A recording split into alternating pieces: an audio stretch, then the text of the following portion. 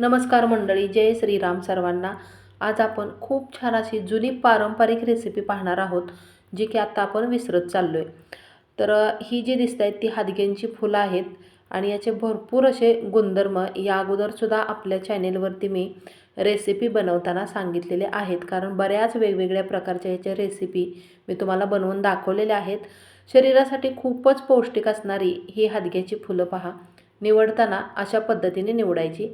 यामध्ये फुलांचा जो तुरा असतो त्यामध्ये एकदम पातळ अशी बारीक अशी जी काडी दिसते ना, आता मी काढली बघा, ती फुलं निवडताना काढायची आणि नाही काढली तर भाजी थोडीशी कडवट लागते, त्यामुळे आठवणीने काढून घ्यायची आहे आणि फुलं निवडून घ्यायची आहेत। तर याच्या ज्या काही एकदम पातळ अशा ज्या पाकळ्या दिसत आहेत त्या घ्यायच्या। त्यानंतर हा जो हिरवट कलरचा देठ असतो तो बरेच जण काढून टाकतात, पण मी नाही काढत। खूप छान टेस्ट येते भाजीमध्ये आणि त्यामध्ये सुद्धा पौष्टिक घटक असतात, त्यामुळे न काढता अशीच फुलं मी निवडून घेते। फक्त ही मधली काडी मात्र आठवणीनं काढायची। नाही लक्षात आलं तर पूर्ण हा तुरा जो दिसतोय ना तो काढला तरीही चालेल।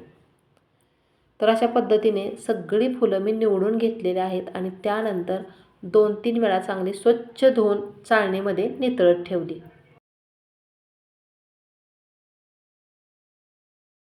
कढई गरम करायला ठेवून त्यामध्ये तेल घेतलेलं आहे।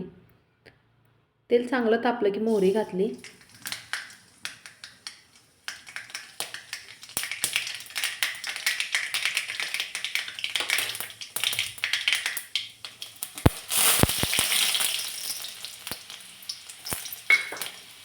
मोहरी चांगली तडतडल्यानंतर जिरे घातले आणि जिरे फुलले की लगेचच चिरलेला लसूण घालायचा।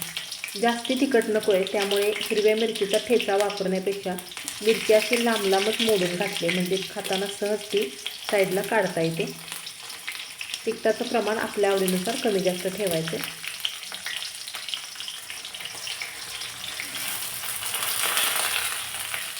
याची चव आणखीनच वाढवण्याकरता एक प्लेटभर चिरलेला कांदा घातला।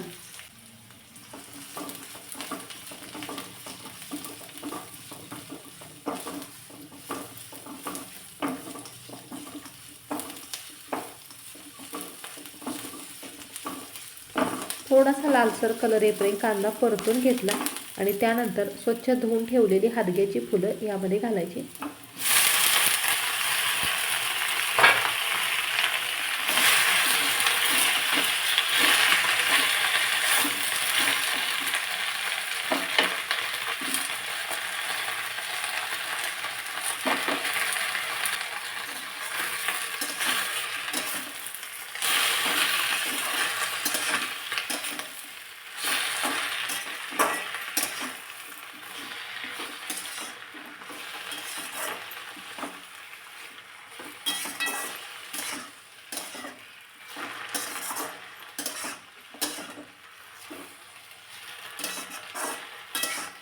सुरुवातीला कढईमध्ये फुलं घातल्या खूप अशी जास्त दिसत होती आणि आता बघा जसे जसे आपण परतो ना तशी कमी कमी होत जाते भाजी। अजून यामध्ये मी मीठ घातलेलं नाही, अगोदर चांगली परतून घ्यायची आणि त्यानंतर थोड्या वेळाकरता यावरती झाकण ठेवायचे।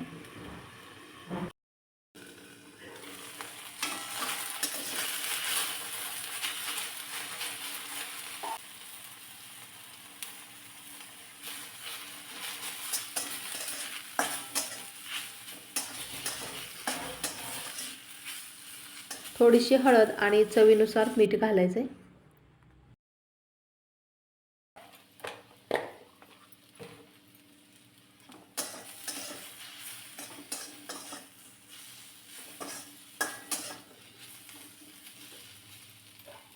तरी इथे बघा मी पाण्याचा अजिबात वापर केला नाही।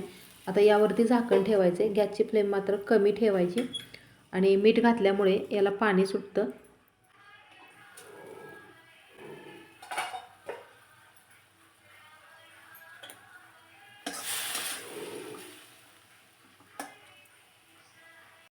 तरी ते साधारण एक अर्धी वाटी मी बेसन पीठ घेतले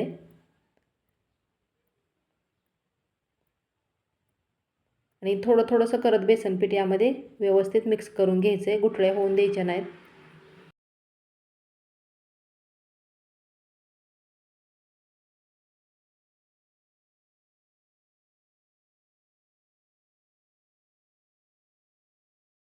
जेवढं बसेल ना तेवढं यामध्ये बेसन पीठ घालायचं आहे.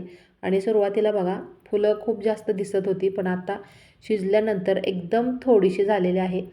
आता अजून यामध्ये मी बेसन पीठ ॲड करते.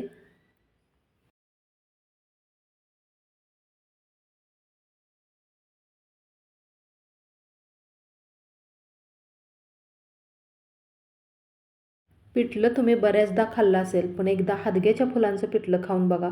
एवढं जबरदस्त टेस्टी लागतं ना, नक्की रेसिपी तुम्हाला आवडणार म्हणजे आवडणारच. गॅसची फ्लेम एकदम कमी ठेवायची आणि थोड्या वेळासाठी यावरती झाकण ठेवायचं आहे. यामध्ये जे बेसन पीठ घातलेलं आहे ते चांगलं फुलतं आणि मस्त असं आपलं जबरदस्त चवीचं पिठलं बनवून तयार होतं. मस्त असं चवीला जबरदस्त लागणारं हादग्याच्या फुलांचं पिठलं आपलं तयार झालेलं आहे. वरून थोडीशी कच्ची कोथिंबीर घालायची, अजूनच चव वाढते. चला तर लवकरच भेटूया अशाच नवीन छानशा रेसिपीसोबत पुढच्या व्हिडिओमध्ये.